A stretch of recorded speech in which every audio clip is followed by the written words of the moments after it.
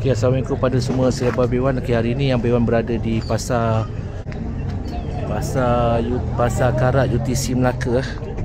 Ni saya pun berniaga juga dekat belah sana. Okay, jadi kita tengoklah apa dekat UTC ni adalah untuk Pasar Karat UTC pagi lah. Jom kita tengok, jom.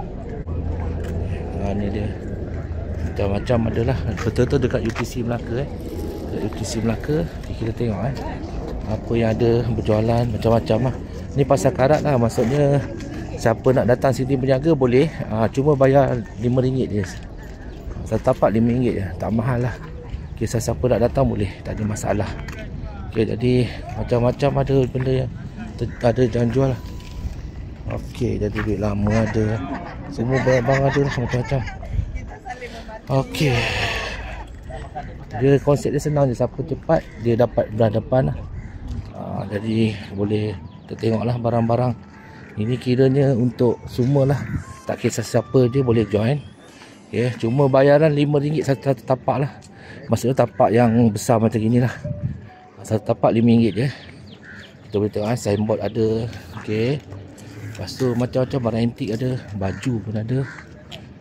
Okay, macam-macam Ini kita tengok lagi.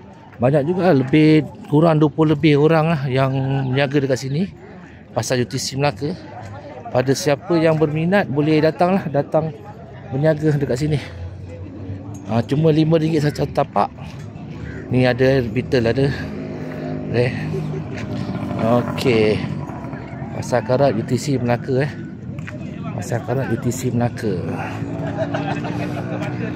Okey, dia setiap hari Ahad lah, setiap hari Ahad jam 6 pagi sampai ke 11 pagi lah.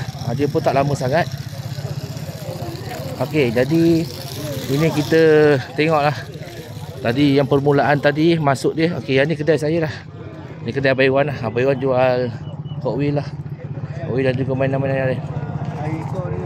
Okey, baik. Okey, jadi saya jual permainan lah dan juga handbag.